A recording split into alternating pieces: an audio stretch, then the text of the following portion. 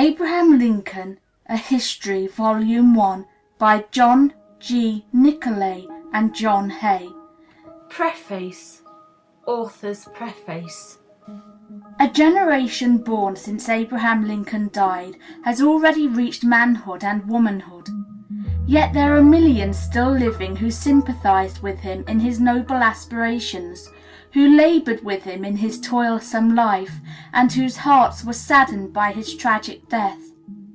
It is the almost unbroken testimony of his contemporaries that by virtue of certain high traits of character, in certain momentous lines of purpose and achievement, he was incomparably the greatest man of his time. The deliberate judgment of those who knew him Hardened into tradition.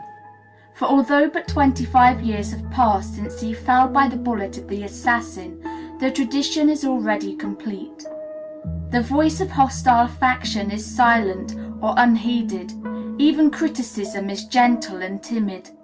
If history had said its last word, if no more were to be known of him than is already written, his fame, however lacking in definite outline, however distorted by fable, would survive undiminished to the latest generations. The blessings of an enfranchised race would forever hail him as their liberator. The nation would acknowledge him as the mighty counselor whose patient courage and wisdom saved the life of the Republic in its darkest hour. And illuminating his proud eminence as orator, statesman, and ruler, there would forever shine around his memory the halo of that tender humanity and Christian charity in which he walked among his fellow countrymen as their familiar companion and friend.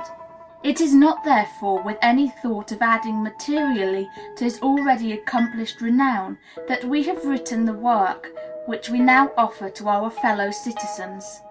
But each age owes to its successors the truth in regard to its own annals.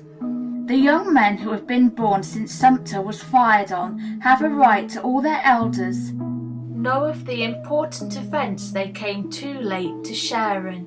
The life and fame of Lincoln will not have their legitimate effect of instruction and example unless the circumstances among which he lived and found his opportunities are placed in their true light before the men who never saw him.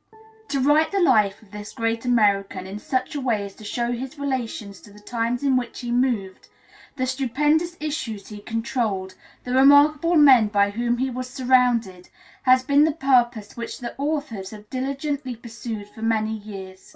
We can say nothing of the result of our labor. Only those who have been similarly employed can appreciate the sense of inadequate performance with which we regard what we have accomplished.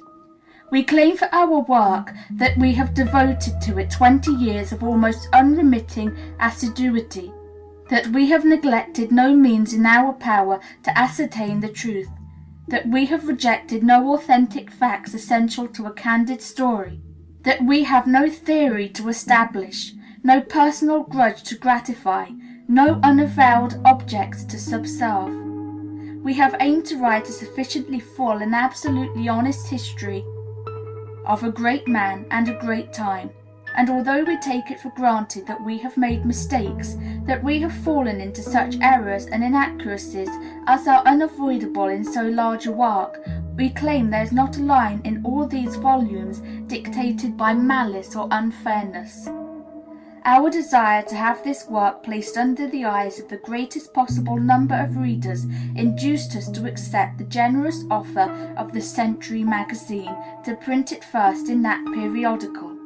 In this way it received, as we expected, the intelligent criticism of a very large number of readers, thoroughly informed in regard to the events narrated, and we have derived the greatest advantage from the suggestions and corrections which have been elicited during the serial publication, which began in November 1886 and closed early in 1890. We beg here to make our sincere acknowledgments to the hundreds of friendly critics who have furnished us with valuable information. As the Century had already given, during several years, a considerable portion of its pages to the elucidation and discussion of battles and campaigns of the Civil War, it was the opinion of its editor, in which we coincided, that it was not advisable to print in the magazine the full narrative sketch of the war which we had prepared. We omitted also a large number of chapters which, although essential to a history of the time and directly connected with the life of Mr. Lincoln, were still episodical in their nature, and were perhaps not indispensable to a comprehension of the principal events of his administration. These are all included in the present volumes. They comprise additional chapters almost equal in extent and fully equal in interest to those which have already been printed in the Century. Interspersed throughout the work in their proper connection and sequence, and containing some of the most important of Mr. Lincoln's letters, they lend breadth and unity to the historical drama. We trust it will not be regarded as presumptuous if we say a word in relation to the facilities we have enjoyed and the methods we have used in the preparation of this work.